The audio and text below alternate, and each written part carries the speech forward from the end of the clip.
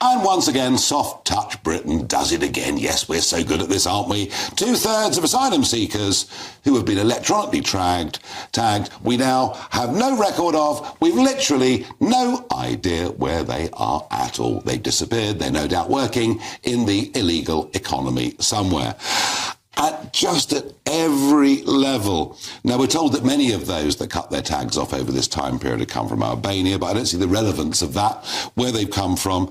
I mean, Robert Buckland, you know that people crossing the Channel, these young men, the way we deal with it or don't deal with it, when you go on to stories like this, hurt your party politically at the last election enormously.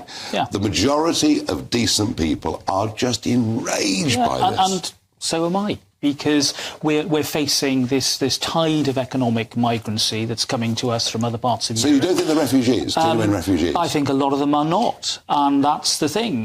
They are, some of them are definitely the victims of criminality. There's no doubt about that. What you mean they're being trafficked? Yeah, some of them are. I think we use the word trafficking sometimes wrongly, because trafficking is coercion. Smuggling is a different thing. They're not being coerced. They're paying very often. They're paying a lot of money to do this. You've got to ask the question, well, how does that happen? But, when it comes to this particular pilot, I think it was a while ago. And the interesting thing was apparently those who weren't being tagged seemed to be more compliant. I mean, look, I've did a lot of work on tagging of criminals, which had a big effect. We did these alcohol tags that have worked brilliantly. There was like a 95% compliance rate, which was good, because it meant fewer reoffending and fewer crime, less crime. So you're saying that tagging can work? Oh, definitely. And, when I was Justice Secretary, we scaled it up quite considerably, because we thought it was a very good way to keep a very close eye on people who otherwise were going to be, reoffending. But this is just complete abuse, isn't it? Look, this is abuse. I think that the truth is that when it comes to, how we deal with this, the country-by-country deals are important. I think the evidence was, when we did the deal with Albania, that the numbers did start to come down quite considerably in terms of young men. Afghanistan UK. and Iraq are among the top 3 countries of those coming in via the small boats, and we don't return anybody to Afghanistan or Iraq. Keir Starmer has had a meeting today, or was having a meeting today with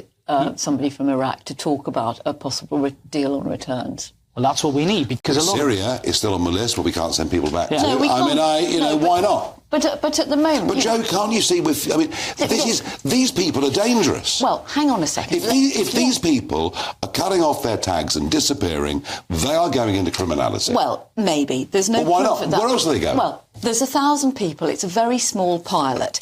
The idea that they can cut off the tags as though they're sort of labels from a shop makes you think, what sort of tags are they using? Well, exactly. You're saying the sobriety tags, as they're called, work. Which is interesting. Which is interesting. Yeah, so clearly there is a technology there. Yeah. But if they're able to cut them off with a pair of kitchen scissors, then the tags need upgrading. Correct. There is a question here about, I know we can talk about immigration until the cows come home, go back out again for morning milking, but actually this is about the incompetence of the Ministry of Justice or the Home Office for what are they doing. But that's presumably why they had a pilot. But it's because we're not recognising yes, I know, Nigel, that so many of these young men actually pose a threat to us and are coming in for bad reasons. But some of them are, but not all of them are. And the problem is that the debate gets taken away by people who will use it to their own ends, not least of all, All right. Well, I tell you what. Let's continue this debate with a similar theme. This is my What the Farage moment of the day. So, a migrant comes into Britain from Jamaica. He rapes a sleeping woman. He says he didn't know having sex with a woman who was asleep was wrong. He gets a prison sentence. He comes out. He's granted anonymity. We want to deport him back to Jamaica, but we can't, because he says that he's bisexual and he'll get beaten up, and it's against his human rights. What about the human rights of our people? Well, I agree, Nigel, and this is why... Well, but you agree? You're a supporter of all this nonsense. No, because that is one case report. First of all, with regard to those rights to family life, they're qualified rights. You know, they're not absolute. If there's a threat to our national security or our safety, we can disapply that. And clearly, where you've got somebody with a serious conviction... Why do British judges not disapply? Well, look... and you know they don't. Look, each case falls on its own facts, and no doubt this case will be appealed. I think if the Home Office are doing their job, they should be appealing the case, because this is a guy with a rape conviction. Now, we've got the freedom now, you know, with Brexit, to send people back, particularly, you know, to other parts of the world, because they have previous criminal convictions. Robert, you say that. But actually, is Brexit complete all the while that court in Strasbourg still has a say? Oh, look, Nigel, you're comparing apples and pears. The idea that the court in Strasbourg was anything like the Luxembourg court, that had that absolute power over EU laws that applied in the UK, is wrong. You know, the times that we are engaged with the Strasbourg court are vanishingly small. You know, the number of times we were found in breach last year was twice. Yeah, but Robert, the convention is in British law. Joe, I mean, you're a supporter of the ECHR as well, but can you not see why? But that is absolutely outrageous. But this is what the guy claims. Well, it's against his human rights. Yeah, I'm pretty sure it would be against the human rights of the woman he raped. Well, you'd have thought so, wouldn't you? You know, so what do we do? Well, what I mean, because I mean, Robert, you know, I respect him as a lawyer, but the fact is, all the while that convention is written into British law, judges lean on it. What you're saying, Robert, is that the Home Office could appeal against it. Of course they can. So that's the question. And it's all about the evidence. You know, is it a genuine case? He says he's of sexuality. Is that right? I mean, even the report said that but we're getting more and more people crossing the channel saying, I can't be sent here because I'm gay.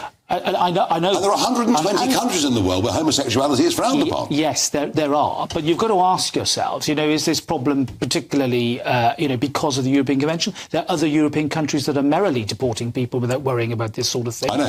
And therefore, what's the problem? Why is Strasbourg the source of the problem? We are a rule-obeying country, and we've written this convention into British law. Now, there are things that I think we could do with the Human Rights Act, which, of course, the Labour government brought in back in... amendments? Yes, I do. I think we can make it much clearer that we don't have to be slavish in our adherence to European convention law, and that there's a wide discretion for our judges and our courts to do things in the way that we always have without worrying about the convention. You should be hardly ever engaged. And that's why, you know, with the greatest respect in the world, Nigel, it's a red herring. Stop talking about a red herring. I don't believe it for a moment. I have to say, I just think the British judiciary is of that mindset where they will always apply the convention. Now, I do have a Home Office statement somewhere to read out, if somebody will put it on my screen for me. Because I have to do this, otherwise I get in trouble, and I'm always in trouble anyway. And will they say so the response to this story is, a Home Office spokesman said, this pilot scheme, this is about the tagging, conducted under the previous government, sought to explore the impact of electronic monitoring on compliance rates. But the evaluation report notes that its findings cannot be applied to the asylum seeker cohort as a whole, given the scheme's heavy concentration on Albanian nationals. Nevertheless, what a load of nonsense, the evaluation report has been published in the interest of transparency, given the public funds spent on running the pilot scheme. This government is determined to restore order to the asylum system so that it operates swiftly, firmly and fairly. Well, you can believe that if you want to. Why should we have any confidence? Why should Joe Public have any confidence that anybody, either Labour or Conservative, is actually going to get any control over the asylum system? Or you, Nigel. Because you talk, but do you see why people have got no confidence? I agree, but it's up to people like you and all of us to come up with a plan, and the only way we'll do that is, guess what? A bit of international cooperation. Dare I say, sharing power. What a... Oh, the pro-Europeans. I'm surrounded by Remainers. Yes. But Nigel, that's your Another fine mess you've got us into. And this is the pub debate, and that's what we do on this show. There's no need to go down the pub, because you get that debate here.